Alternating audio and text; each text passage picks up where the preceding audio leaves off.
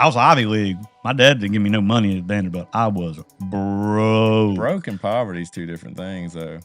You're right. Poverty's a mindset. I think broke's just a circumstance. I agree with that. Because I've always been broke, but in my mind, I'm rolling. Dude, if you ain't broke, you ain't My trying hard first enough. gym was Gold's Gym Venice, dude. I mean, nobody could tell me anything different, and that's how it performed. Right. And people had that belief about what I was doing because that's how I carried myself. They prayed for a sign, you know, for what God wanted them to do. So I hear. They wake up one morning, they got a flat tire, so they never worked again a day in their life because they were going to work and they had a flat tire, and that was their sign to never work again, and they hadn't, buddy. Well, that's profound. I don't know that it was spiritual or it was providence. But high agency, this is the one thing that I think was awesome. And the common pattern you see about them is the individuals deliberately invent their own systems, rituals, accountability mechanisms. They reject a passive conformity in favor of doing intentional living, right? They're not looking out there and following the flow. They're not trying to keep up with the Joneses. Like, they're walking to a different beat. Clarity, control, personal progress are prioritized over societal approval or conventional behavior. Well, that's a lot. That's a mouthful. You're a preeminent figure, bro. I think you're like Mr. Ivy League. You're Mr. Country Club, and I'm old redneck Paul. And you guys are capping on me while y'all hit golf balls. I don't hit golf balls. I envy the guys that do. I just, I got other things I got to do. I got stuff to take care of. I like to stay rolling most of the day. Fourth gen in the masonry business, huh? Yeah. So, or third gen. As Ivy League as you like to call it, I fumbled around in high school, made great grades. My dad sent me to boarding school. Then from there, I went to Vanderbilt, studied engineering, and kind of got in that last semester, and I called Dad and I was like, "Hey, can I come work for you?" So really, yeah, it seems like I wasn't sure what my track was going to be. I thought I was going to be a developer. I thought I was going to be an engineer. I thought I was going to be. So was you doing civil engineering? I was doing mechanical engineering. Oh, that's the toughest one, huh? Yeah, it was really hard. It was really hard at Vandy because, you think about stuff. You go through life. You need people to work with, so they kept putting you in group projects, and I was in group projects with people that didn't speak English. So I was like odd man out. It was tough. So then I went there, and it was like, oh, now I work for Dad. And everybody's like, oh, he works for Dad. But I'm fourth generation in a family business that my great grandfather started. My grandfather, who was a World War II vet, Iwo Jima, Saipan, Tinian in the Marshall Islands, came back from the war, met my grandmother, knew her 2 weeks, got married to her. It was his father-in-law that started the business.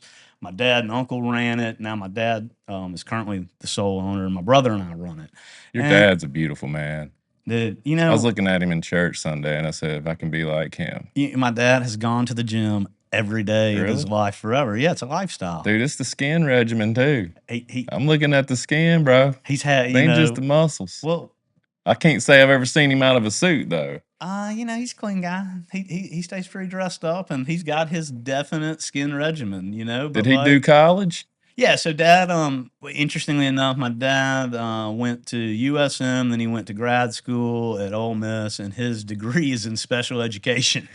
So you think that's his passion? I think it gave him all the equipment he needed to raise me and my brother, is what I think it did. So y'all were academic. You got an academic scholarship? Man, I got an academic scholarship to go to high school. The boarding school I went to was the Macaulay School in Chattanooga. It's a fantastic place. Ted Turner went there. They've got like some crazy endowment. So you didn't go to school in Hattiesburg? I went to PCS in Hattiesburg through the 9th grade, and PCS is a great school. It just was growing at the time, and it didn't seem like it was going to have a high school, so my parents made plans for me to do otherwise early on. And it was a stretch for them. They couldn't afford it. And, we prayed about it, and it was nuts. We were sitting at my grandmother's house on the coast, and, the phone rings back like when you have landline, before people had cell phones everywhere. And they called to tell us I'd gotten a scholarship. And it's like, how they even have my grandma's number? What year was this? 1998. Bro, what parents in Mississippi's thinking about sending their kid to boarding school in 1998? I don't even know what boarding school is to this day. Dude, when I was 16 years old, I drove to Chattanooga by myself. I used to drive through New Orleans by myself without a permit. Well, I mean, this is 400 miles. They're like, see you later. Like, they moved me in the first time they ever took me there. And then after that, in and out, moving myself out. As a child, basically, I was So what exactly did you do at a boarding school? Was it like living in the dorms? totally, it's just like college, man. Oh, really? The facilities were insane. We had every sport you could imagine, crew, wrestling. I was on the wrestling team. Really? Yeah. I was on the skeet team. We shot skeet. So like it was a totally different experience. I thought about wrestling my guests before they come here and then shooting skeet off my back porch in like flannels and boots tucked in. I would come back for that. Like on Scarface and all, Yeah. and American Gangster, where they're out there shooting shotguns. I literally think I should do that off my back porch I'm in. and just have my poodle sitting there. I'll bring my poodle. Yeah. He can be the poodle shotgun They probably shoot-off. do the wrestling. Yeah. Oh, yeah. You got a good-looking poodle, by the way. Thank you. She's at Miss Joanne's. Oh, yeah? We went yesterday. I told her you stole her book. No, she wasn't talking this morning. Shout out to Joanne. I mean, so like back to topic. Why did I want to be on your podcast, right? Like, this is a brand new deal for you. It's like, there's some whispering in the woods. What's Paul doing? What is he doing? What is he thinking? I'm not thinking. I think illogical. Right. That's the point, huh? Well, see, you said you don't like to play golf. I don't either. I'd love to walk a golf course in the morning and look at the grass. So I bought a freaking side farm, which is, I don't know how smart that was. And then I got 4 kids under 4, dude. I'm not going out to eat.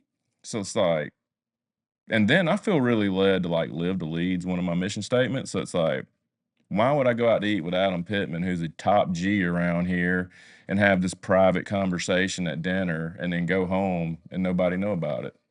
So that's when I started a podcast. Yeah. And I don't like try to like solicit guests. I try to let them come organically. Yeah. So I don't want to force nothing here. Well, and I think a lot of people around me is viewing it as, man, he's trying to do this and trying to do that. And I'm like, dude, this is literally the point of it. You can ask Kenny. I just let it flow. Half the time I don't even do a consultation for them. They get mad at me. But when you sent me that email and that form to fill out, I was like, this is serious. I don't know that I can like. Well, this is more than me. You know how it is, and you got to get a team involved. I know, man. Your team looks good. The setup's awesome. Really, I thought I wanted to come on this podcast. Frankly, I've watched the come up on you too, and I'm proud of you. You think? Yeah. I don't think a lot of people know what I do. Or they think gyms and they think $10 a month. How does he make any money at that? So what's crazy? I get that all the time. Everybody looks at you from the outside, and all they do is see the tip of the iceberg, right? And they think, how's he doing that? And they don't know, well, he's probably working 70 hours a week, or, he probably gets up. Used to. Yeah. I mean, for the come up, you have to. I remember when we were open, anyway, back before I tell what we do, so like then I came home, worked for Dad, and we have a brick business. And I know Paul's. Which I envy, dude. No Paul's. I've sold him a few brick. I don't know if you've ever seen his place, but mighty fine brick at this establishment over on my here. Dining table. Dude, my brick is everywhere over here, and I'm hoping he lets me do a commercial if I do a podcast. It's really I'm kind of offended you hadn't. I secretly stalked y'all's page to see if you put up pictures of your back porch. Yeah, with that furniture. I got a question to ask though. How many people's outdone me on outdoor furniture pricing? So like I'm gonna be honest, I sold the same set that's on your back porch to a guy yesterday that has been envious of it for a year and a half. He's coveted it since he's seen it in the picture out there because it looks so good. And I pulled the JB Pace move. When I saw it, I went and looked around. I was like, I can spend this on this, or I can spend that on that, and you can bury me with this on my back porch, and I can love it forever. So I called Krista. I was like, look, it was for Mother's Day, you remember? That's right. And so, like, I did it. And then I couldn't believe what I spent on it. But I've never regretted it. So that's a lesson learned. Always buy what I want instead of kind of what I want. I was trying to remember. Is it 4 years old out there? It's got some age on it now. Looks brand new. That's what happens. Dude, I pressure wash it every year. It'll turn gray like teak. And then, like, I just had it pressure washed. I'm trying to get back to the subject, I know, but and then it looks all beautiful, and I buy this tung oil to oil it, and I never do, and then it starts turning black where we sit on it. But then I just pressure wash it, and it's back clean. Gotcha. But I love it. I know. I just wondered if anybody else spent that kind of money on outdoor furniture. It's more comfortable than anything I've ever sat on in my house. I said this night before last. Me and Christy actually had this odd hour where we were able to sit outside because the kids went to sleep early. And I said, this furniture's, I would sleep right here. My dad comes in Sunday night and he's sitting out there. He said, just bring me a blanket. So shout out to Columbia Block and Brick if you need this for advertising. Man, y'all That's need organic as it gets. you need nice stuff. We got it, and one day I hope to be able to afford it like Paul can, because it's nice, but you know you got to pay to play. It's expensive. Yeah. So What's the movie Open Range where he's selling chocolate and he's like, well, what's it taste like? He's like, sir, I've never been able to eat it myself. oh, so So people are chirping me out there in People are- Bellgrass, Belrose. people are chirping a little bit, but you know what they don't understand. Are they capping me? Dude, fuel me, bro. Fuel my fire. I need to get mad. I wouldn't get mad about it, you know, because like when people are talking and people don't understand and people like are questioning, that's a good thing. You're in the right spot, right? Because it means you're not doing The norm, the norm. the program. And like anytime you get outside of societal norms, people will question you. But when you follow societal norms, you know what you get? Normal people in society. And you don't read about normal people in society. You read about people that do great things, crazy things, things that people questioned. You're never going to read about somebody that didn't have great controversy in any of the history books. You're not reading about normal people. So like, I don't care what they say about you. I saw it and I thought, hey, that's why we're friends. Cause you know, I've learned that I'm a little weird myself. You think so? I didn't think so, you know, because nobody thinks they're weird. But you know, we moved the other day and ran into this guy, and you know, water kind of finds its own level when you find people. And he shot me something, and he shot me a little kind of flyer on something called high agency, and I had never heard of high agency before, and I started going through it and reading about it, and I was like, man, that kind of reminds me a little bit of myself without knowing it. And it kind of reminds me of a little bit of the people that I associate with. And it's like, I realized that, you know, I got some friends, you know, we were talking earlier about a buddy of ours that's a friend of yours that is totally weird to speak. And, you know, he told me I could say his name. So JB Pace, I don't know if you know him. He runs a car lot on 98 and, you know, it's top notch, but like, he's polar opposite from me, but we're fast friends, and so like we obviously had some sort of connection. And so I was like getting to reading about it, thinking about it. It's like, man, I have organically found people in my life that are totally different than me, but still represent these qualities of what we call high agency. And yeah, some of it's a little weird. And like, there's one on here I saw, and I thought, man, that one reminds me of Paul Kirkley. Which one's that? So like, you know, in this little thing, there's different people that do different things in high agency. And before I get into it, I'll just tell you, high agency is and so I can get this right. I might have to read off script Dude, it's here. complex. It's complex. I'm not judging you if you look Yeah, at like notes. you know, I got to look at notes on this one. But this is the one thing that I think was awesome. And the common pattern you see about them is the individuals deliberately invent their own systems, rituals, accountability mechanisms. They reject a passive conformity in favor of doing intentional living, right? They're not looking out there and following the flow. They're not trying to keep up with the Joneses. Like they're walking to a different beat. And you know, clarity, control, personal progress are prioritized over societal approval or conventional behavior. Well, that's a lot. That's a mouthful. But like an example of that, Steve Jobs, high agency, weird. I don't know if y'all have ever read about Steve Jobs. You ever read anything on him? You know, founder of Apple. Weird things. He has the concept determined imagination, which I woke up at 11 p.m. and read to myself because I couldn't go back to sleep. And that's thinking from the end. So, you know, like you can't think from here to the end. You got to think from the end backwards of something. So like you would think this is what I want. And you let that control you, not I got to do this and this and this and this and this and this and this and this, and then I get there.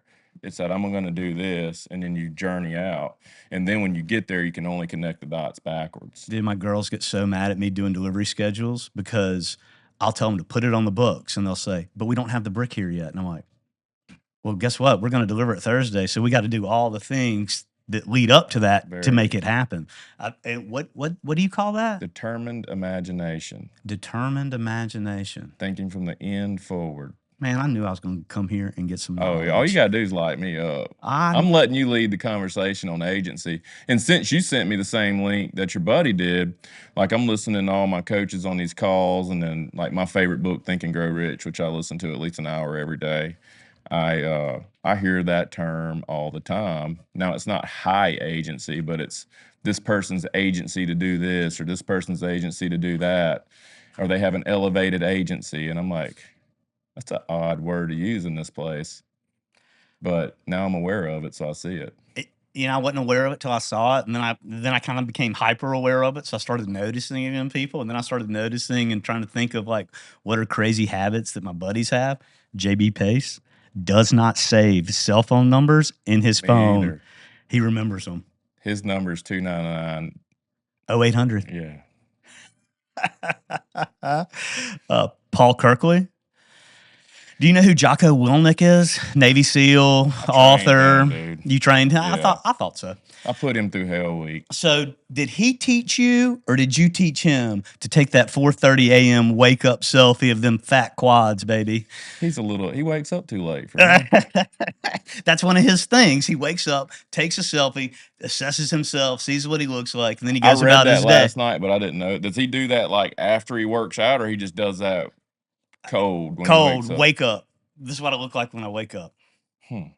That's interesting, because most people wouldn't want to see themselves like that. Well, like it's the rawest form of self, right? You just woke up. We ain't even got going yet. Anytime I'm like trying to, or I hate the word trying, that's a cuss word to me, but like anytime I'm dieting and like looking to transform my body, those freaking pictures of yourself is the biggest motivator. And you can tell because nobody wants to take them.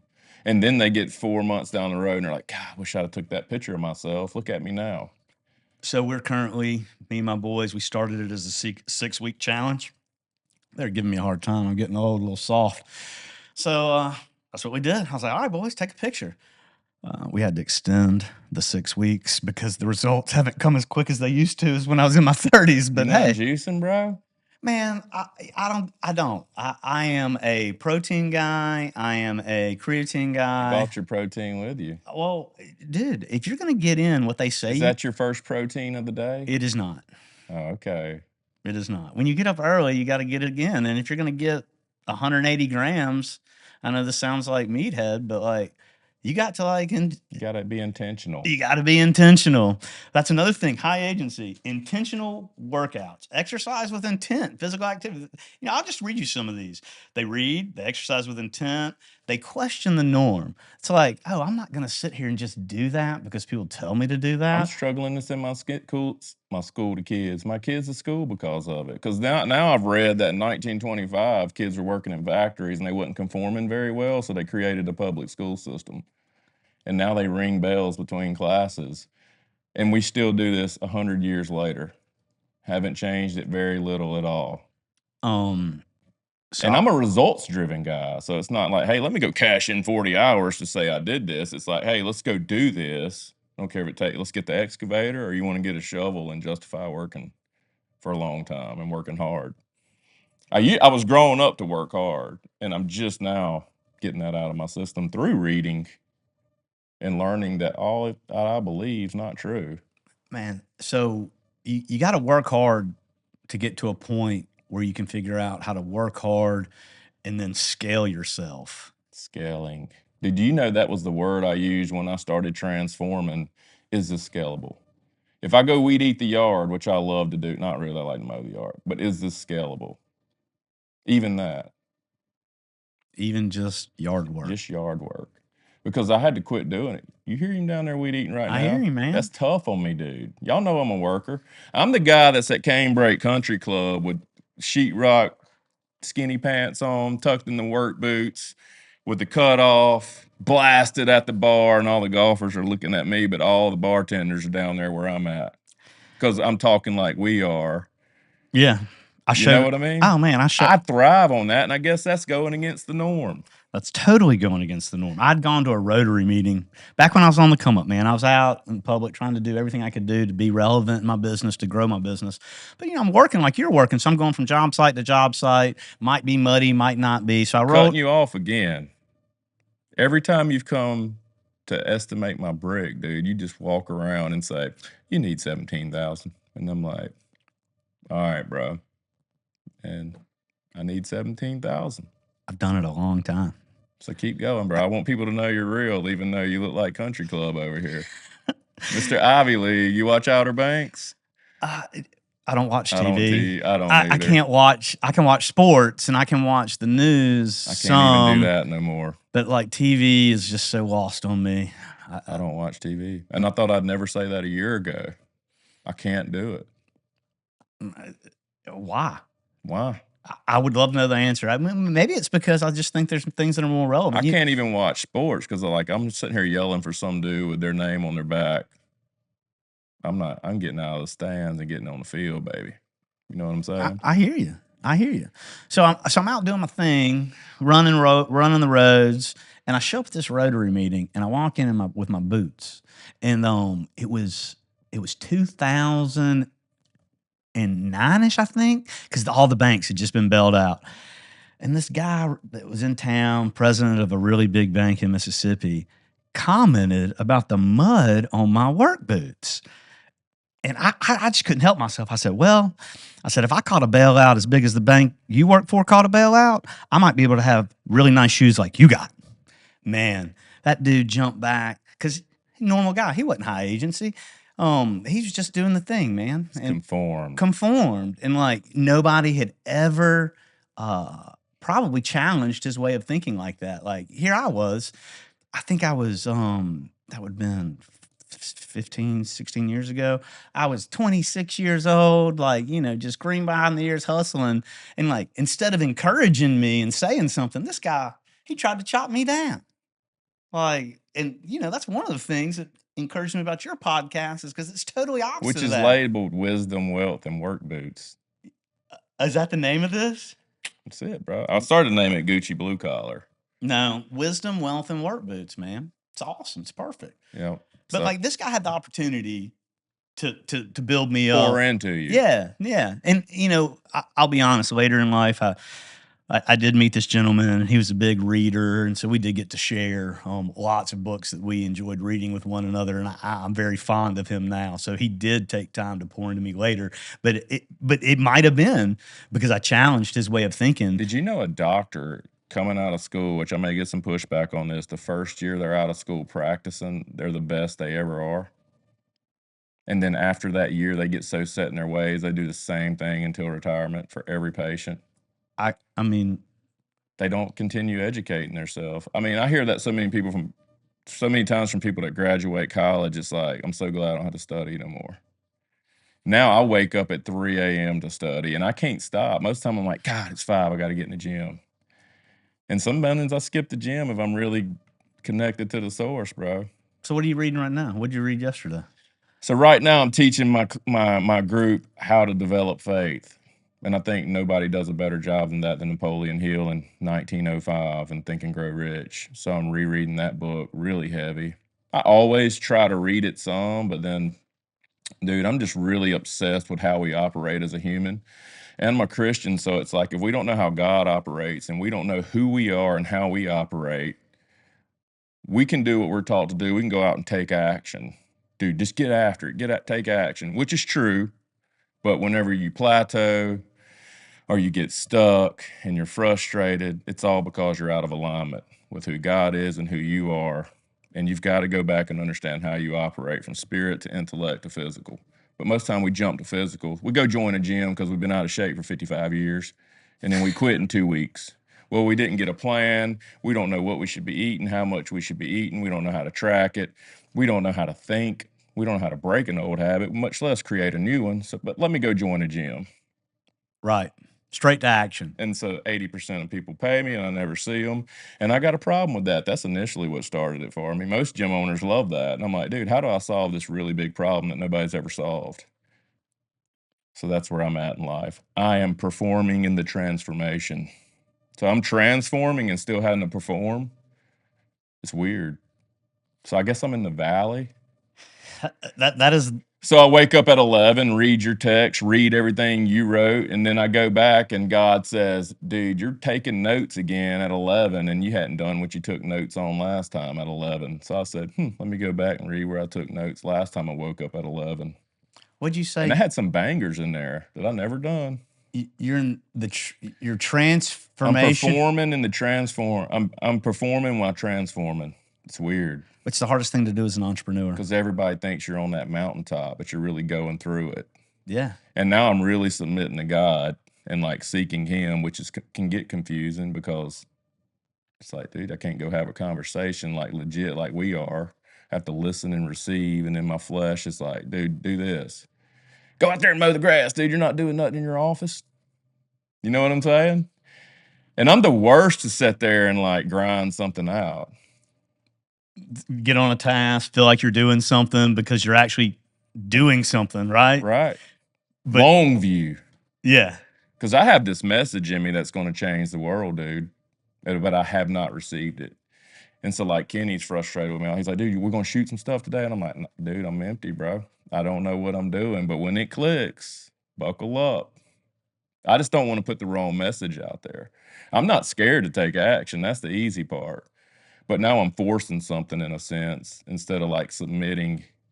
And God knows, dude, I was born with work boots on and calluses on my hands, wanting to grab the snake by the head. So now it's like, dude, you got to come back, submit, be patient. Like I'm going to Seaside tomorrow for 9 days and I cannot live with myself that I have not accomplished something special. I haven't been working hard to go on vacation. So that's why I woke up at 11. And then I tell that to my wife and now she's burdened by it. Is that weird? Nah. It's a struggle. Maybe it's weird. And I'm doing better than ever. Yeah. Like monetization wise, that's why money doesn't matter to me. I order the brick, dude. Or I put the job on the truck because it's coming.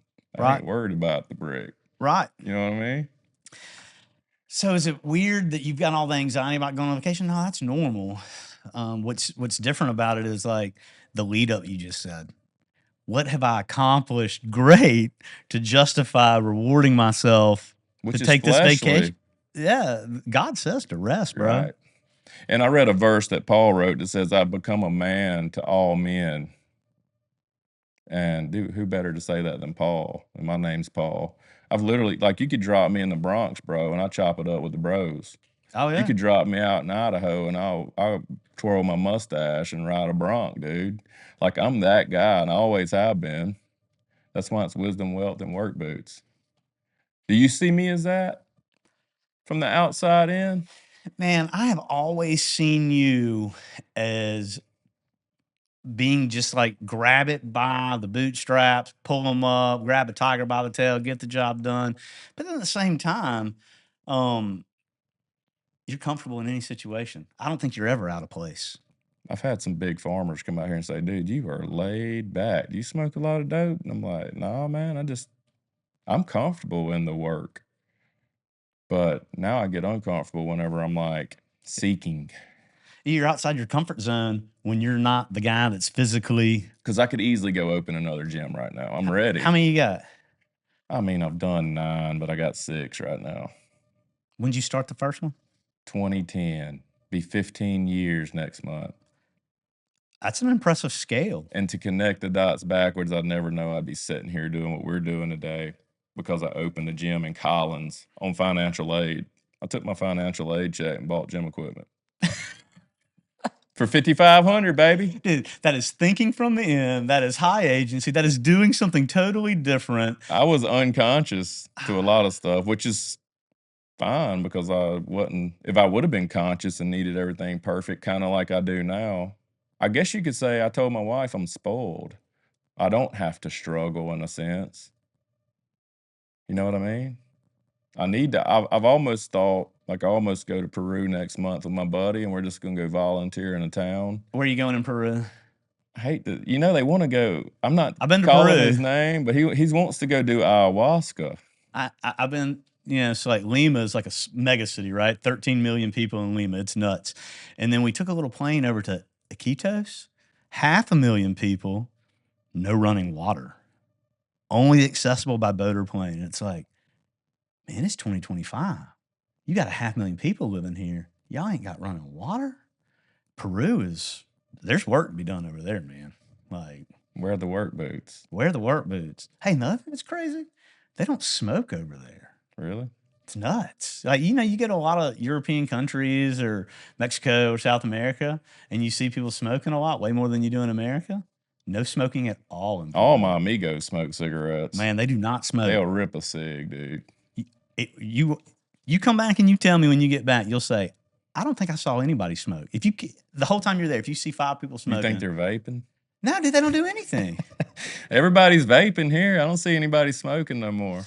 Well, if you smoking, that's I seen a grandma vaping the other day. Swear to God, dude, at the red light. Man, I seen this chick at the red light the other day vaping, and I'm telling you, that vape was like 12 Battery inches. pack Oh, on it was it. huge. It had to be made by Steel or Makita or something. Had a 24 volt on Well, it. then she she took a huge drag and she was into her music. She started using it as a freaking drumstick. My wife was with me. She's like, "What is that?" I was like, "Vape drumstick, baby."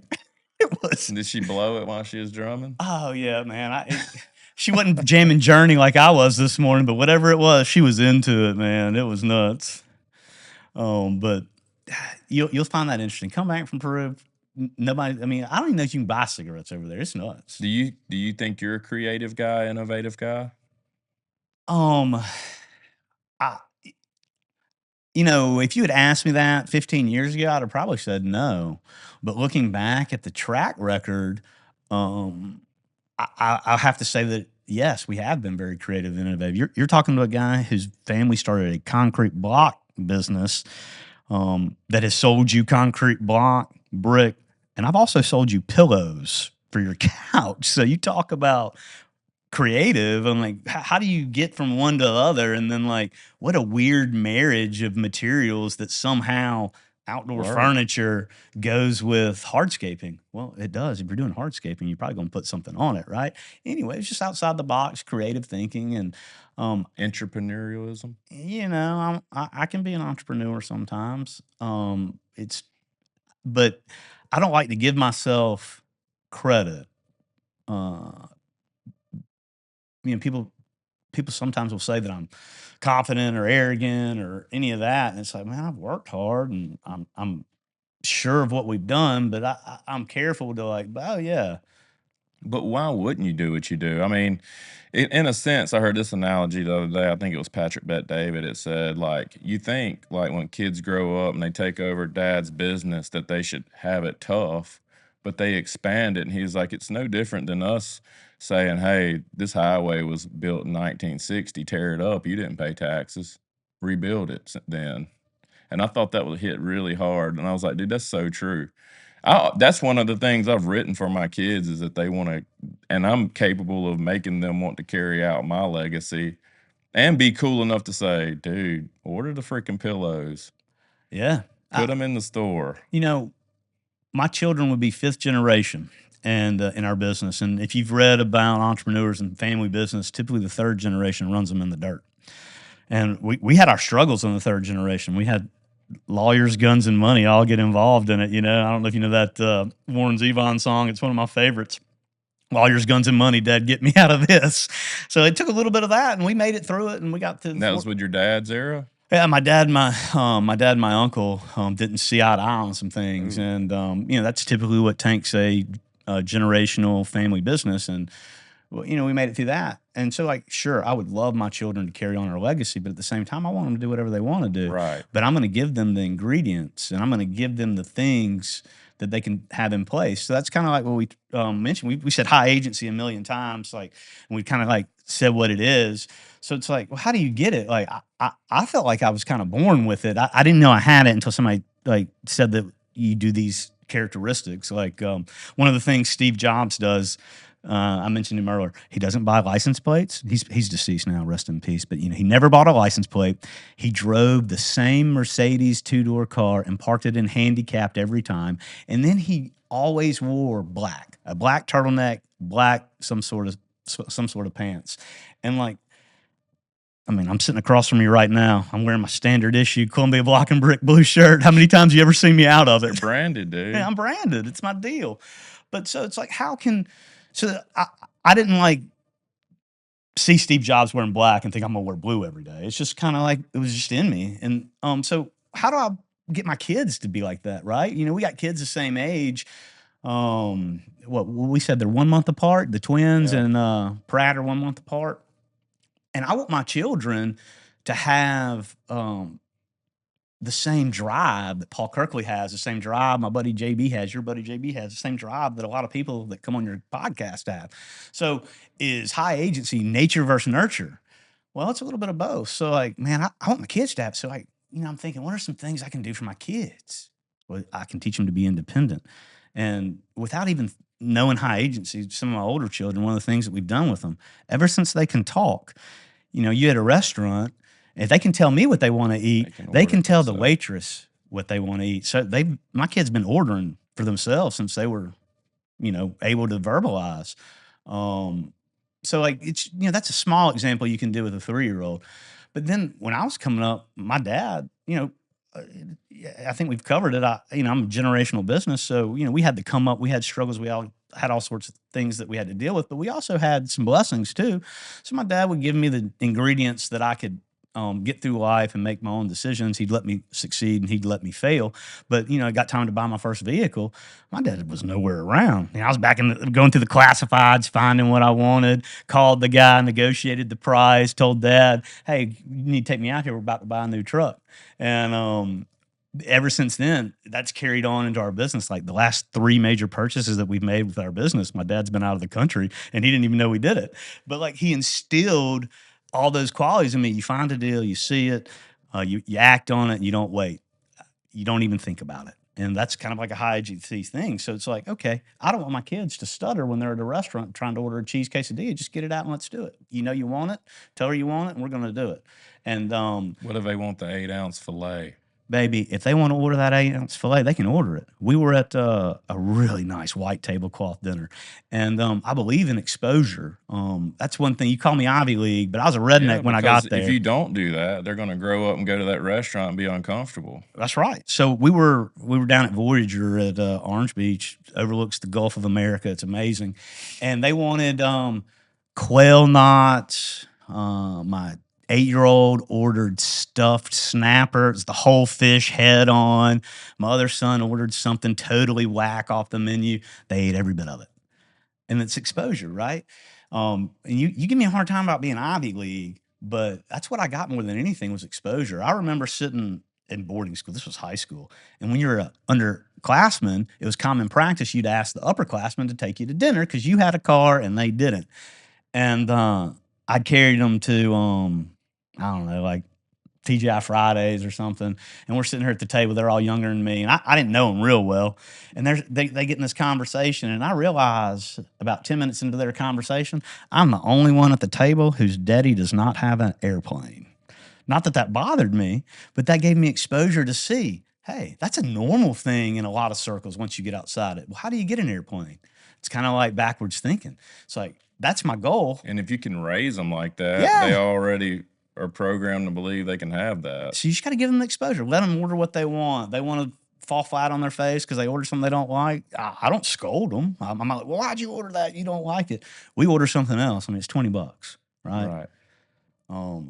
So I don't know. What do you think? What do you do with your kids? Same thing. Make them order. I'm big on manners. I Oh like yeah, 'em they to- they gonna say yes, ma'am, no, ma'am. Thank you. I guarantee that. that. I mean, vehicles. I let Asher pretend like he bought the 450. You know, we went to the mountains and got it. He told me last night he wanted to go get a black one. So he already thinks he can get a 450. But I say this all the time, like, look at how many like NFL players kids become NFL players because they're exposed to it at a young age and it's no big deal. Like they're at the stadiums, they probably get to go in the locker rooms. Yeah. So they're not putting it on some pedestal like Matthew McConaughey says, be less impressed, more involved. And do you think it's just purely genetic, or did they see their dad putting in the work? That too. And then the dad's got to do like we do and let them struggle, nature versus nurture. Right. Because I think back, like, it's funny to me. I think I've said this before, but like one of my big things, I grew up in a freaking house that stunk in high school. And dude, if I smell something bad, I get mad. So like, I don't know if you smell everywhere you go. My garage has a scent machine in it. Everywhere in our house has a scent machine. Scents aren't our thing, but they're my wife's. Whatever. I'm just traumatized, and now everything's got to smell good. Like I sat up this morning for 15 minutes looking at all my scent machines, and I said, "Do I turn them off when I go on vacation, or do I want to make sure I smell my house when I walk in?" So that's like one of those other things that nature versus nurture on high agency. Is it learned, or was there something in your childhood or your past that connects? And it's like, oh no, we're different. You look at lots of people that have had meager upbringings or have had divorce or have had some like pivotal moment in their coming of age, and then like something snaps and it's You like want to know totally what different. it is? We change in two ways. One, through inspiration and creativity, Yeah. or two, through trauma. You want to get healthy, you go get a bad doctor's report, or you can grab the bull by the horns and say, I can do this while I'm well and figure this out and be inspired and motivated, or I can go to and get a bad doctor's report and have to do it. See what I'm saying? Oh, I totally see what you're saying. Like, that's the whole point. Like, how do people think? Do you think? Here's the next thing is we're the only species that can change our programming and become anything we want to be. Like the seed lies in the oak lies in the acorn. That's all it can never be. But we can be born in poverty in the hood and desire to get out and be an entrepreneur and employ 1,000, 10,000 people and go be that person no matter where we were born. Well, I call that the ovarian lottery of life for some people. Do you know what the ovarian lottery of life is? Some people are winners in the ovarian lottery, and some people just aren't as lucky in the ovarian lottery. You were very lucky, and Kenny over there is lucky in the ovarian lottery because you found ovaries in North America, not the Congo. But I think we're all born with the same intellectual factors. Absolutely. Whether they're developed or not, or if we're aware of them or not, is one thing. Like I have employees that say I'm not creative. How's that possible? God, we're made in God's image. We're all creative, but you got to uncover it. I like sometimes you see people, they're presented with some obstacle, speed bump, challenge, whatever. And then people have two different attitudes when they see it. It's like, man, there's nothing we can do. Nothing we can do. I've never thought about like nothing we can do. Like it could be, man, anything, right? And I'm thinking, what is it we can do to like overcome this? Just like pivot. Yeah, give me a challenge. Your plan probably just sucks. So just make another plan. Make another plan. And do it till you succeed. Nothing. Yeah, exactly. But I don't think anybody has a desire and they can't obtain it. If you have the desire, you can be it or become it. That's kind of like the whole point of what Paul Kirkley's about. Right. And I'm in that transformation, dude. I remember when you started the transformation. Like me and my wife hit 1 million views a couple of weeks ago, and since then I haven't posted anything else because that's not really what I want it to be in that sense. That's not the message. So like you said, you could just hit up a gym membership, and for the folks that are watching this podcast that weren't here before Paul's transformation. I mean, like, I don't know, when was it, like 3-4 years ago? I was at Chesterfield's. We run into each other a few times over there. 2 years probably. Yeah. Paul, like me and other guys, have gone in and out of being in like peak physical fitness to soft sometimes. You kind of soft a couple years ago at Chesterfield's, bro. Dude. I looked at those pictures the other day because we were going to Chesterfield's every Sunday for a few months. And there was one of me sitting out there with Asher waiting to get a table. And I was like, Christy, freaking look at me. Like, you should have slapped me. Oh, you look good. And I'm like, no way. I mean, you didn't look bad. You didn't look like a slob, but you didn't look like Paul Kirkley. I mean, you were Paul Kirkley, but it was like, and then I told you I wanted to come on this podcast. So I remember that. Then I started remembering some of the posts, and I started seeing some of the transformations because you and our boy, the Navy SEAL, is going to post that morning selfie. Ain't no doubt. And And I only do that to be an example. Well, I hate doing that. I I got have to my make myself do it. I got my shorts on today, and What inch inseam, dude? 5. Okay. I mean, they're short I shorts. thought you rocked like a 7, bro. No, man, because I'm. Did you see mine in church Sunday? I was kind of Bruh, embarrassed. I was like, man, he's checking probably you over here out. looking at my quads, dude, no homo. I was looking at them, checking them I out, said, and man, Adam's probably looking at my shorts. Dude, they're riding. dude, I really was, but so here's the backwards way of thinking that I didn't even know that I did, that you had told me that I do. My legs got to look better. Really? I mean, they got to. So I've been riding my bike. Preacher messaged me the same thing. I've been hitting my legs, and so if I want them to look better, I need to be looking at them. So I'm rocking these short shorts to remind me. When you gonna shave them, dude? Oh, I don't know about that. They shave the inner quad up, bro.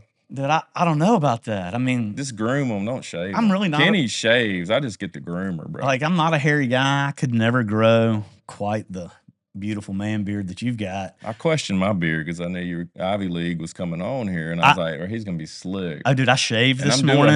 Doing I get a haircut every week. Yeah. And I'm going on 8 days because I had to go last Thursday, and I don't go till in the morning. I go in to get a haircut before I go to Seaside. Ain't that something? Oh, dude, I got a haircut yesterday, so I knew this podcast was gonna happen. That's a haircut, bro? Hey, you and JV get the same haircuts. Well, we leave them a little long, Can't tell you got one. Well, that's kind of the point. But I shaved this morning, and I got to thinking, I was like, I can leave this on there. But, all this stuff they got going on with ICE and all the deportations. If I get about a 3-day beard, I might get deported. It just is horrible looking. What do you think, you on a terrorist list or what? No, it's just, I can't get any full. It looks a little Latino on me, man. And, we're getting in the summertime. I'm getting my tan on. I'm getting a little darker. I see that. Me not shaving is... I got to be clean cut. Dude, I want to see it. And this is what I've heard. This is another thing. When you go on vacation next? Man, we got a few lined up. We're going to Montana. We're taking the kids to Montana. Let it grow for Montana, and I want to see a picture of it. Oh, man, it's so bad. It's so bad. I did it back in November. What is that? No Shave November, or Men's Awareness. I did grow a mustache, and it was absolutely. You and JB should compete on that. I feel like he should have a place at the table as much as we've talked about him. But he just doesn't know what an example he is to people because of the way he's a preeminent figure. He is always marched to a beat of his own drum, and that's what high agency is all about. I mean, it's just what am I going to do to set myself apart because I want to be different? You know what's crazy is I've never been on TikTok, so we have one. And I go to the doctor's office because my kids are snotty as crap Monday. And I'm like, dude, I don't want them to go on vacation sick. So, let's just go, make sure they're okay. And, not my doctor, a doctor comes in and is like, hey, just want to let you know, I started my health journey and it's so hard. And I was going to quit last week and I got on TikTok and I saw your reel. And I just want you to know it encouraged me to keep going. And I was like, dang. Yeah, you still never know who's watching. And that's what I do it for. And then we lose our sight of our purpose because of some frustrations. And you're like, oh, I don't know if I'm doing the right thing. Because I hate posting. I hate social media. It's very easy not to get on it for me and never go back on it. So anybody that's watching this thinks that I like to post or even like to post with my shirt off. I only do that to show that I'm being an example. You like posting with your shirt off. I mean, I'm a little wet right now, dude. I'm a little soft. Dude, those veins. That's serious. It ain't veins, it's fat, bro. Fat? I had them buggy whips when we were at Chesterfield's. Look, anyway, I saw where you were. I saw what you started doing, and you said something since we've been talking. It's I didn't just join a gym membership. Well, I mean, obviously, if he was going to join a gym membership, it'd probably be Fitness Depot. Yeah. But so, what did you do? I mean, obviously you worked out, right? Because that's your lifestyle. But what were the other parts of that beginning of the transformation from? I've told the story. So first of all, I bought a farm. Yeah. Because I didn't want my kids to grow up on a golf course. How long we been here? I've been here for 4 years. Okay. And so bought the farm and I worked out here for a solid 2.5 years because I like to work. And when I wasn't building the gym, dude, I was like depressed because I don't like day to day. I like to create and make and go and do. So like I bought the farm so I could work every day and I wanted to live out here and raise my kids, which I'm doing. But one day I was in the barn hammering on a bolt on our harvester, which you got to hammer on it because they don't sell the parts next door because it's a unique industry. And like I'd already been wrestling with like this ain't scalable. Like, you know, I got to do what's scalable and what I can serve the whole world with. Had no idea this was in the forefront. And so like I just looked at my guys, I'm like, dude, I'm done. So I shut the farm down in July last year and I didn't know what I was doing. I mean, I think I got $13,000 in notes out here that I pay out of pocket. And so it was a big choice for us to make. But immediately what I did, I had been dabbling in, obviously I built a gym in my house. So I had been dabbling back in my fitness. I still look like poo, but biggest thing I did is I started reading and educating myself and getting new beliefs about myself and what I could do and how to do it like the big hitters do, what they were doing. And that's really what changed me is I got new information, hired coaches, and that was a big difference. I never had a coach, never had a mentor. I just always went and worked and grounded out, which was cool. But I always said, like, when I get to 40, dude, I'm done. I can't move to a town for 9 months and build a gym by myself and fight the cities because I ain't a licensed contractor. They always let me go though, because they're like, look, this guy is the American gangster. Some blue eyes and that smile, man. Just like you grin at them. And Last time Meridian called me in for the 5th time, I'd opened that day and I thought they were going to arrest me. It had got that bad. And I had the flu, dude. Right when I finished Meridian, I went in there to the meeting and I just plopped down. And I think they knew my attitude. I was like, "What's up, dude? I feel like crap. Whatever we're gonna do, let's get it, because it's all done." And they were like, "Man, we just want to know like what's going on." I was like, "Dude, I'm not a licensed contractor. I built the gym out. I'm living the American dream. I'm the owner, and I built this thing. And there ain't nobody that's gonna build it nicer and prettier than I did it, or more correct."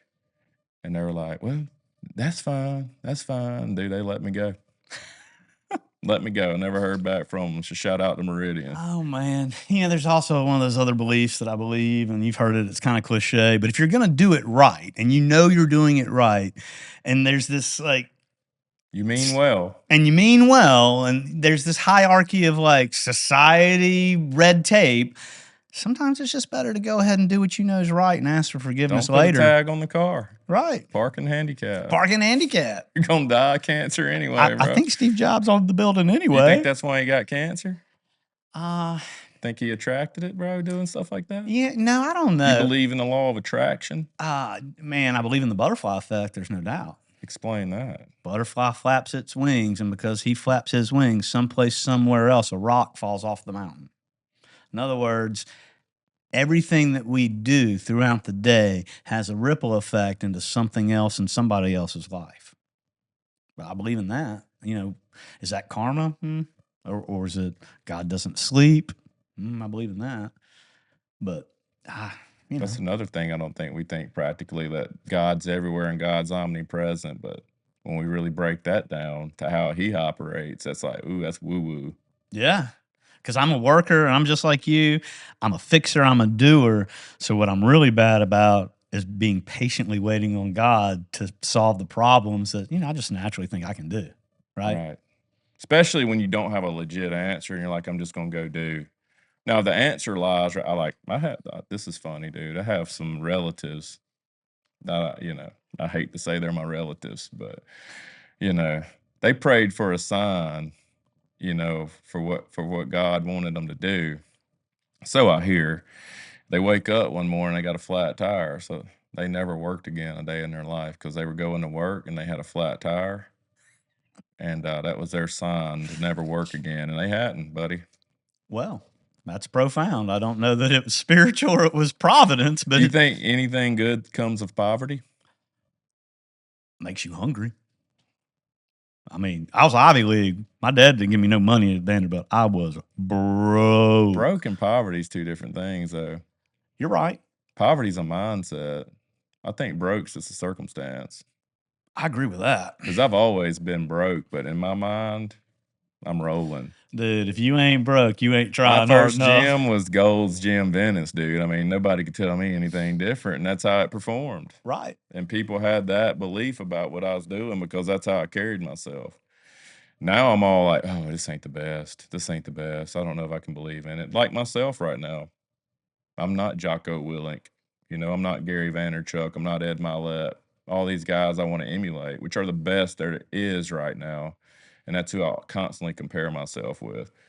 When I know deep down inside God's got a calling for me, and it's totally different from what these guys are doing. Like I drove to take Addie to the vet or to the groomer this morning. I'm like, you're only doing a podcast. That's like synthetic creativity. Nobody around you's done a podcast, but it's already been done. It's not that cool. Yeah. And your message, guess what? It's no different than all the other messages that people are selling, right? But maybe because of where you are, the tone of your voice, the way you dress. Which I hate, you know, dude, you're country. Oh, yeah, I know. But you're not country. But I hate my own recording of my voicemail as most people do. But like, so like maybe this influences somebody else. That all that other stuff that's out there just doesn't. It's not reachable.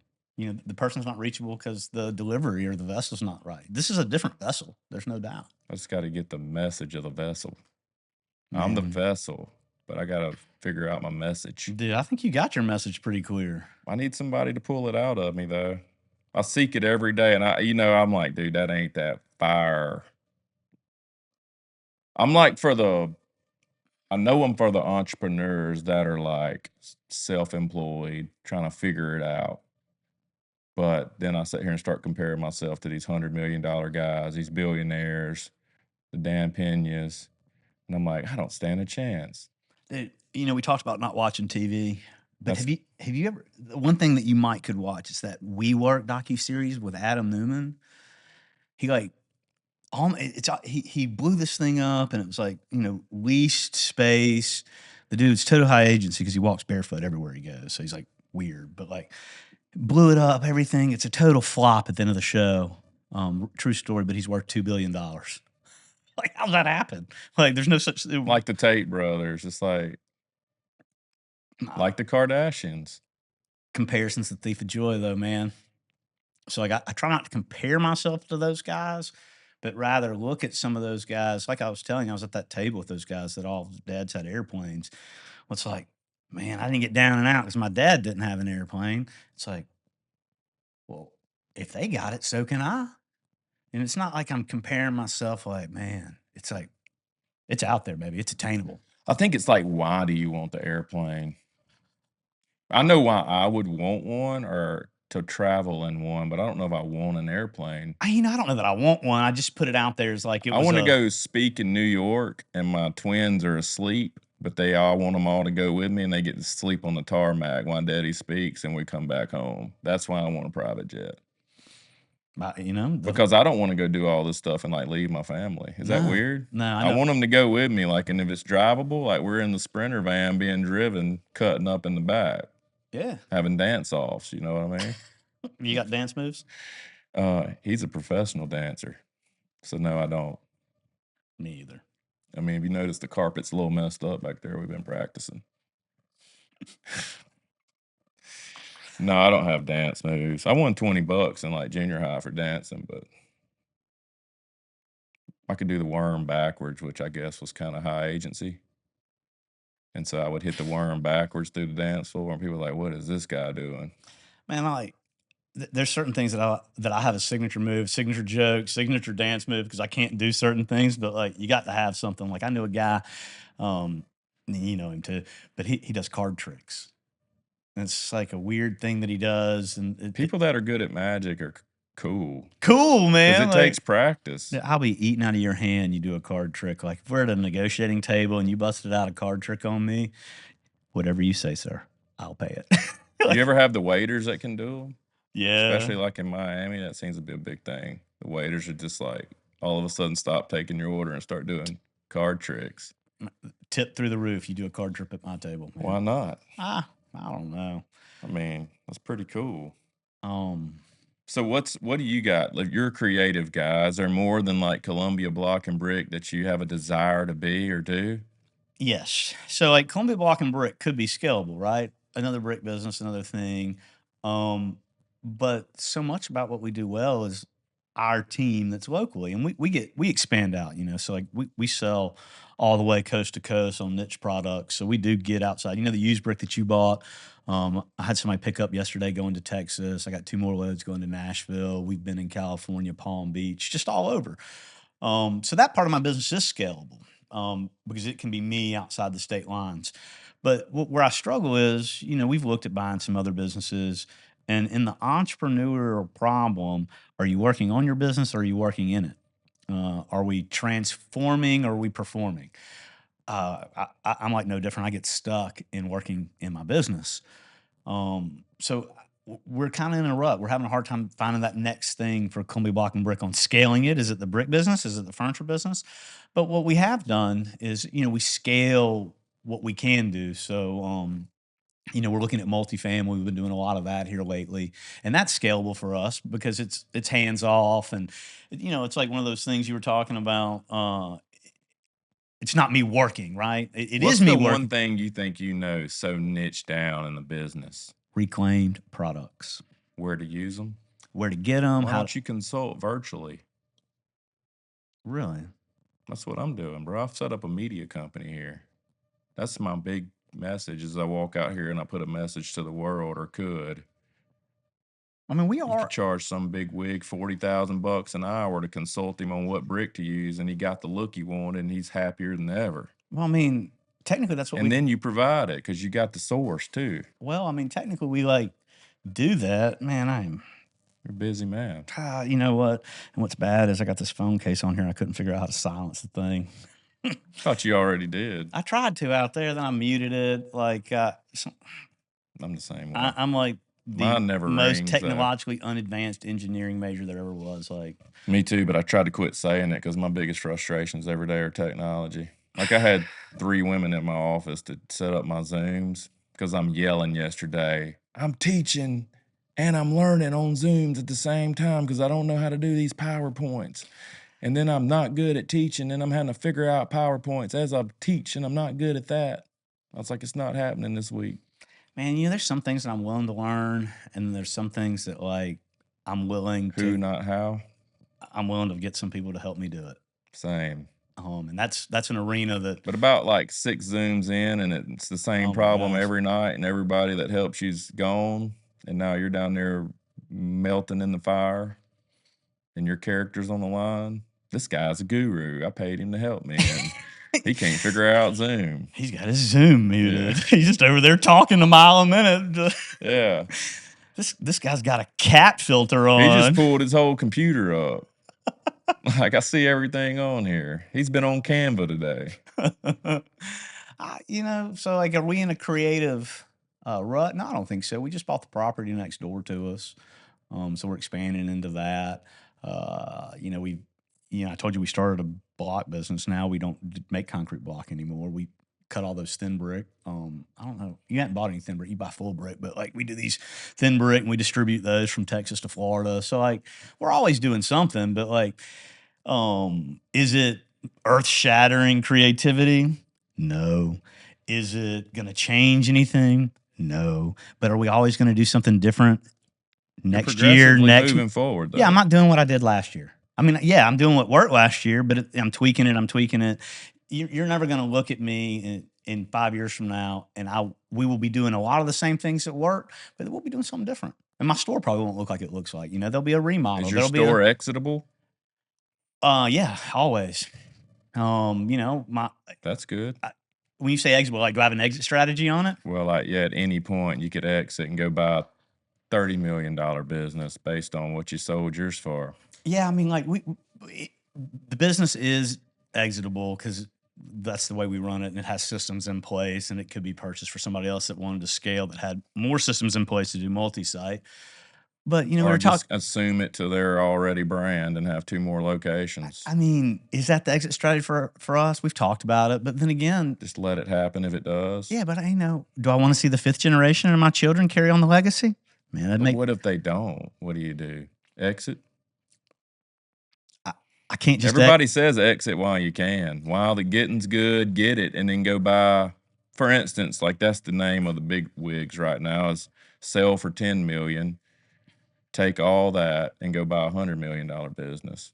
And then you don't even work by about what the $100 million just profits. You make more than you were revenuing. And this is what these guys are doing. Hence, they're just assuming 10 and then raising the value, and then they're selling that and buying 20, and then selling that, buying 50. But you It's know what? weird. It's like a balloon. But those guys that do that probably don't work with their dad and their brother. Right. I mean, like you talk about that. That is a intangible Right. value that I get every day. Iron sharpening iron. Because you think about, you see these guys eating all these meals and traveling, but then I put myself in that position. I'm like, dude, I'd be wondering what Asher's doing. Who put him to bed last night? And I don't want to sound like some cult leader out here where I'm with my kids all the time, because I am. But at the same time, like, I love that. I waited so long to have kids and really never thought I would. People ask you sometimes, what's your hobby? You asked me if I played golf, and I got to thinking about my hobby. I like to fish. I like to do all that stuff. But I decided my hobby is probably my family. Yeah, it really is for me too. It's all I do. And like, I'll blow you off in a second if them kids call and they want to go shoot hoops or anything like that, because I saw one time 18 summers. That's all you got, really. And you really only get 14 summers, because once they hit 15, they don't care about you anymore. Right.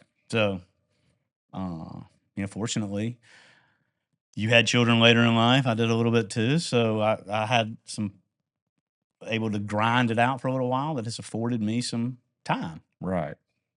That was me. Like, I made that post this week about being bothered by my blessings. I'm like, dude, I am living the retired lifestyle with my kids as they're being born, and I'm upset about it. So what are you still chasing then if you're already there in the retired lifestyle?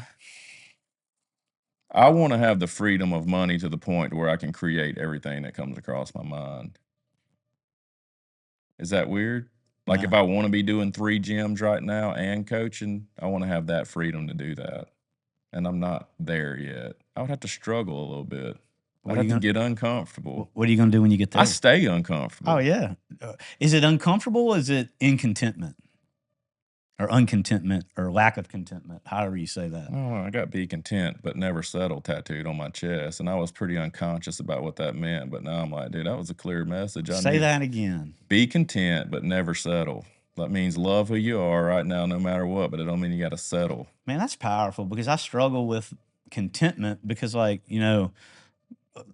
God tells us to be content, right? And as an entrepreneur, which I think is a heart issue. Yeah. Like, it's the heart of it. Like, I'm Googling yesterday, is it wrong for me to Googling? I chat GPT. I chat GPT all the time. Dude, all day. I'd spend at least an hour chat GPT every day. I think that's a lot of education. I do too. Quick synthesis. Query of the whole internet. But I'm like, how would it be wrong for me to buy a house in Seaside, and how would it be right? And it's the heart of why you want to buy the home. Do you want to buy it to share with people? Do you really want to go there and reset so you can relive your purpose and give more? Or do you want to go there to flex? You want to go there to have parties and stunt? And that is the last thing I'd want to do. My heart is literally like, I'm going there this week and I'm hosting Zooms there. And Chris is like, you're not canceling? I'm like, no, dude. I want to go there and make sure I enjoy hosting Zooms from there, because that's some fantasy of mine, is to have a house in Seaside and I launch masterminds from there and people can come. Be content. That's cool. Never settle. That's I needed to hear that, because in my brain, I mean, like, a struggle of mine for years is like, because I think it's so sinful to not be content. And I don't know that I'm not content, but I'm just not willing to settle with where I am. You know what every guru tells me? What? Spirit is always for fuller expansion and expression. He's never to go backwards or sideways or be poverty. I have a buddy that says men, and he's a Christian guy, men are not meant for mediocrity. That means you can't coast, buddy. You only coast downhill. That's right. Can't coast going sideways. You're just going to sit there. Ain't that cool? Yeah. So, but then, like, if things don't move forward, I feel like I'm a failure. You know, I get But that. my heart's like, I will go move it forward right now. So it's all about the heart. Like, this is weird. I don't even know if I can explain it, but like last night when I woke up at 11, well, I went to bed and I probably shouldn't have told my wife I didn't feel like I felt worthy to go on vacation, but I was struggling with it. And then I went and laid in bed and I'm literally like laying there. And then I questioned if it's God talking to me, but it totally was. But he was like, the way you feel right now is how it feels without my presence. Soak it up, buddy, and remember how it feels because I'm with you all the time, brother. All these decisions you're making, what you're patiently waiting for to happen, the seed that's gestating inside you. But this is what it feels like when I'm not around. This is what faith is required for, because without that, you wouldn't need faith.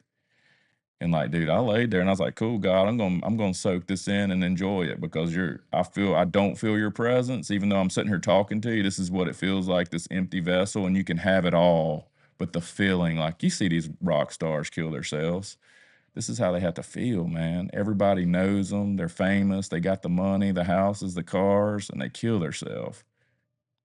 Ain't that wild? But I like, not that I was suicidal, but I literally felt so empty. And he literally gave me that message like, dude, I'm letting you feel how it feels without me.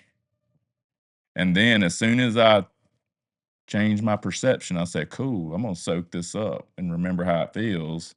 I was back, inspired, motivated, laying in bed. Hmm. But it's perception. You know, Alexander von Braun said, when you change it, how you look at something, what you're looking at changes. We're the only person in control of our own thoughts, and we can choose positively or negative every day. So now I'm aware of how negative I've been my whole life. Wait, you're the most influential person in your own life because you wrestle your thoughts all day.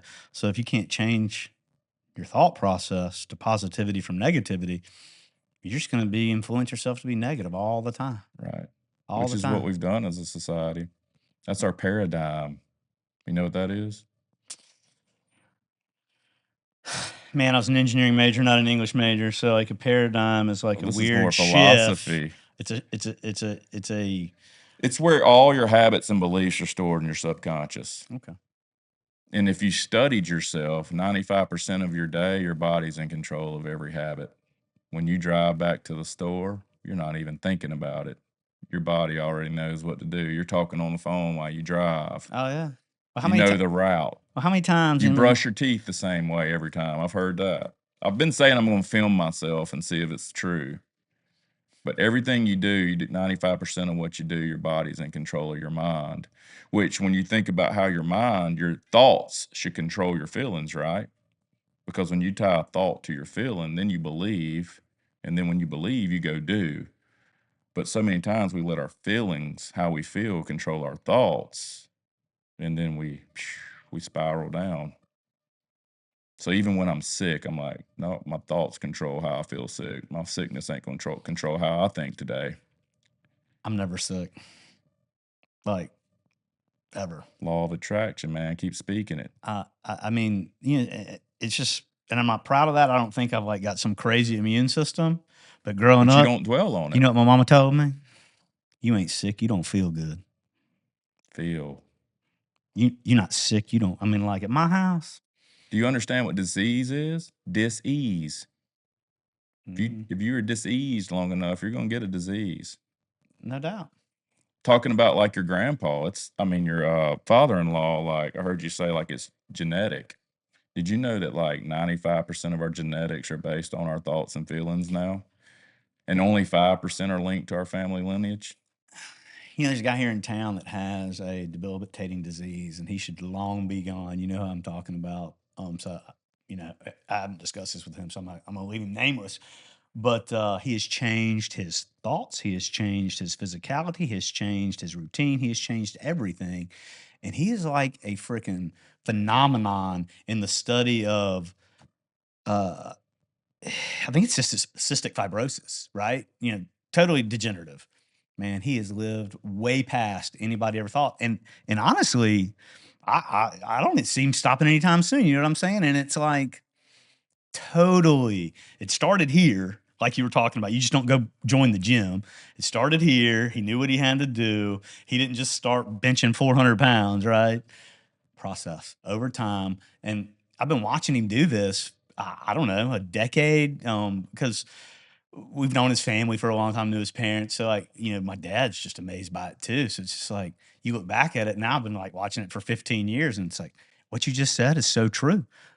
You can change your physicality just through thoughts, mental, positive influences. And I'm not saying you're gonna make your leg grow back if it comes off, Right. but man, you are as you go. You feel good up There's here, one you're gonna line feel every good, religion agrees on, and that's as a man thinketh, so he is. right? What you think about grows. What you focus on appears. Wow. That's why, like, dude, you don't think about being sick, so you're never sick. But Yeah, if you go around all day focusing on everything that's wrong in the brick business, that's all you're gonna see and find, and it's it's just gonna multiply. like in baseball. I love baseball. It's horrible at it, but I love it. To me, it's like the purest sport in the world. Really, Yeah. fighting, dude. Well, that's pure too, because like it. But I always say if we get in a disagreement, we're not gonna go play football over it. We're ain't that gonna the fight. truth? So like, but if you've watched baseball, when that guy catches an error and he's thinking, oh no, like, he's all like jittery about it. The saying is, the ball will find you. And that's crazy because it happens all the time. That guy that's sitting out there, he's in his head about whatever just happened. I swear to you, that ball is going to be hit to him the next time. How's that happen? That's why I like whenever you say something positive, but you don't feel it or mean it doesn't happen. Yeah, oh, You're saying it from an attitude of lack, not abundance. See what I'm saying? yeah. So like, even though you're like, I'm gonna feel better. I'm sick. Or man, we need rain today and I need it. Like you're saying it from an attitude of lack of saying, like, man, I'm so thankful we're gonna get rain today. And you mean it and you believe it. That's the difference. What happens to me? It'll happen to me today. It'll happen to me tomorrow. Um, I carry this. I carry this. I call it the brick Bible. It goes with me everywhere. I wake up in the morning, I write down who I'm going to talk to, or it's the first thing I do. So like, it's not, it. Look, it's messy, right? I'm like not that organized, but like I have routines and systems to like keep my unorganized self on a path. So like, I'll write down these guys' names and stuff like that. And what is nuts is some of these guys They'll will call call me. you. Happens every day. And some of them are relevant. Like we need to be having a conversation like Right. now, but some of this is stuff that, I don't even know they got a project going on. And they'll call me and I'll be like, bro, I wrote your name down this morning to call you. That's the law of attraction. I'm Y'all telling are you. both vibrating on the same frequency, but people think that's woo-woo, but we're all vibrating. Butterfly effect. All vibrating. We're just got to get on the frequency of what we desire. You guys are probably desiring the same things, so you're vibrating on the same frequency. Well, that's it, man. I told myself that a long time ago. If you don't believe you're vibrating, then why do you disintegrate when you die? This table's vibrating. That's what gives it Well, physical. everything has frequency. You know that, right? Right. This might be the only thing that I can speak to as a Ivy League engineer, but everything has frequency, and the term is harmonic balance, right? One day, science and theology are going to agree. They do. Theology's talking about it from the inward man, and science is talking about it on everything outside of man, but we're talking about the same thing. Sure. If you take the subatomic particles of your brain, when you get to the very smallest particle, it's energy. When you observe it, and when you observe it, it changes because of your energy and light that it takes to see it. Man. Changes its form. That's why E equals MC squared came about with Einstein. We used to think mind and matter were two separate things, and he proved that wrong whenever he saw light bending around a corner, because we used to think light was just in particles, but then he discovered it's in particles and waves, and we're so similar that there's no difference almost. Everything's vibrating. I think you're Ivy League. You think? This is just 1 year of study, bro. Just education. But I'm obsessed with how to change. Right. Don't go to church and have faith. Like, dude, how do I have faith? You know what I mean? Teach it. So that's where I struggle. And I think I forget his name. Everybody's going to scold me, but I think he has a book called Wrestling with God. I have no idea what it's about, but anyway, I wrestle with God all the time because the Bible is just like so cut and dry. But everything that we're studying's in it. It's just like the soul. The Bible calls it the soul, but we call it our conscious, our subconscious, and physical body. Because our mind's technically in our fingernails just as much as it is in our brain. Like our brain's not our mind. But that's where I become obsessed with like understanding what our conscious was and our subconscious. And then you get like scientific with it, and it's now frontal lobe and all these things. But just knowing what's in your conscious, like that's where your physical senses lie. And then also your higher intellectual factors like your will, your imagination, your intuition, your memory, all these lie in your conscious brain. And we all have them, but we got to develop them. The only way to develop them is for repetition. People that say they have no memory, they're not trying to remember, but they could develop it. And then as soon as you repeat it enough and program your paradigm that's located in your subconscious where all your habits and beliefs are, you can believe it, which you got to tie the thought and the feeling to it, then you can go do it. It's the only difference in us and Jeff Bezos. He has a higher level of awareness. He wouldn't come to Mississippi and do this podcast because he's like, dude, I got to do this. This is JB. I'm not doing that, dude. I got this to do. He's on a higher frequency. He's probably unconscious. He's an unconscious competent. He's very good at it, but he doesn't know why. I want to know why I'm good at what I'm good at and why he's good at what he's good at so I can teach other people how to repetition it and become it, if they so desire. Man, I think I can break it down real simple, like real simple, as to why people are good at what they're good at. The first thing's easy. They wake up before everybody else wakes up, right? You're going to get up before everybody else wakes up, and then you're going to work on you. You're going to just think about you for a minute, and that might be... You got to put yourself first. Bro, like I do the Herschel Walker. I wake up every morning, and it's push-ups and sit-ups with Squat Box on TV so I can catch my financial whatever. And I'm going to do that. I'm going to get up early enough so I don't get interrupted doing that. So if you look at all them guys, they got a routine. They're going to do something, they don't sleep in. They're not like rolling over, hungover, and finding a cup of coffee at 9 a.m. They're wired. And I do it 7 days a week. My favorite days to do it Saturday and Sunday because I'm least interrupted. I can go to 8 on Saturday and not be interrupted, whereas during the week, I'll be at a business meeting at a deer camp with all of these other people around me, and I'll be in the living room doing the Herschel Walker. I don't even think about it. They look at me and they're like, "What are you doing?" Well, now they've known me so long, they expect me to do it, right? And forever it was weird. Now it's like that's my thing or whatever. I don't know. I do it because that's what I do. But so it's simple. We're gonna have a routine. We're gonna take care of ourselves, and we're gonna continue our education, right? We're gonna read. We're gonna do something. We're gonna be physical. We're gonna be intent. And if you do it 1 month and don't see change, it's because you didn't do it. right. You said frontal lobe, brain, cortex. I mean, like, that's all of us trying to get real complicated on what's just an easy thing to do. And Right. what's so nuts is people, I don't understand why they won't do it. Like, you remember I was fat. Do you remember when I was fat? Mm-mm. You don't remember that? You've told me that, but I don't know you fat, bro. I was probably 280. Really? At one time, I was 5'4", 240. And the change for me was when I hit a bridge overpass. You were like Herschel Walker then, bro. I was like Herschel Walker, except for I wasn't 6'7". We probably had the same suit size and same waist size, but he was probably 2 feet taller than me. I was crossing the bridge pass and I felt myself jiggle. I felt these Oh. B cups jiggle. I was like, I ain't doing that anymore. I'd been fat my whole life. And it changed. And then it's like that transformation when you're at Chesterfield's. With that came all of that other understanding about myself and what I needed to do in the morning. And that was probably that moment of self-reflection. And, I laugh about it because my titties were jiggling, but that's just kind of like the way I remember it. So I never go back, but that began my progress. I'd already done all the other things growing up, boarding school, college, so I was already a intentional driven guy, but it didn't have focus. And then when I got some focus and got on a routine and got put me first, it's not like I'm selfish. No.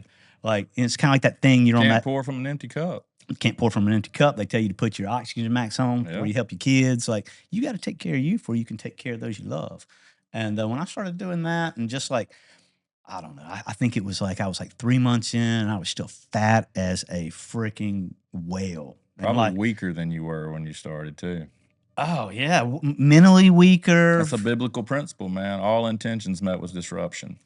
But somebody, we talked about it, somebody had an opportunity to say, hey man, I was in the gym, which is intimidating if you're like a fat person and all these good looking people in there. So I was there. I understand some of the struggles your new members have.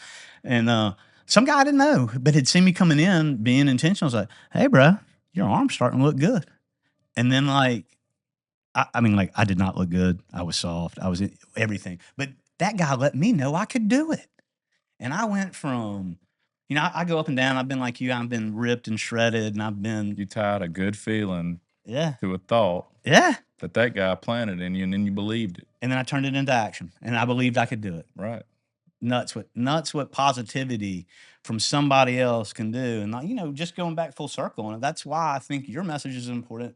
And that's why when I hear people saying, what's Paul doing, it's like, well, he's doing something different, not because he wants people to look at him, but because he knows people can change. It changes lives, it changes generations, it changes lots of things. Just how many people's lives could you change just because of what you're doing? I think about it, and I don't want to toot my own horn, but we've had a lot of guys come work for us, and like the guys that work for us are hardworking guys, but they're truck drivers, forklift operators, all that. Do you know? And they're hardworking; they've been there a long time. But if I went down and I listed how many NPs, doctors, nurses that those men that have worked for us for those years have their offspring, their children have become, it's insane. So like, you change one person's lives, you change a generation of families. So Right. like, whatever, bro. Keep up the good work, inspiring folks. Be fruitful and multiply. Yeah. And then, you said you're a Christian. People know we're Christians by the fruit that we bear. I was just about to say, and our fruit's not for us. Mm-mm. And then that's another one I'll leave you with is like, are you a consumer or a creator? Do you eat the apple and throw it on the ground? Or do you eat the apple and take the seeds and go plant trees? Oh, Anybody can tell you how many seeds are in an apple, but nobody can tell you how many apples are in a seed. Adam, thanks for coming, bro. man, it's been real this morning. I'm going to have you back, dude. Anytime. Thanks for coming. You're not big on social media, huh? Man, I'm on social media. I got a TikTok, I got a Facebook, and I think I got an Instagram and a LinkedIn. But it's all Columbia Block and Brick does. Yeah, it's all for business. So I monitor all that. That's how I knew this thing was going over here. But my presence is limited, small. But like, get out there, like us on Columbia Block and Brick. I got some good girls that run the page, and it's nothing special. But man, there's some cool furniture over there. We sell a lot of brick, and our favorite thing to do, and anybody that's ever fortunate enough to come to Paul's house is like, this place over here is a dream. It came out of your head. And we are just excited to be a part of anybody's dream and creation, no matter what size it is, because seeing that come to life for somebody is incredible. It's powerful, dude. Yeah. Well, thanks for coming, man. Awesome. Thanks for having me.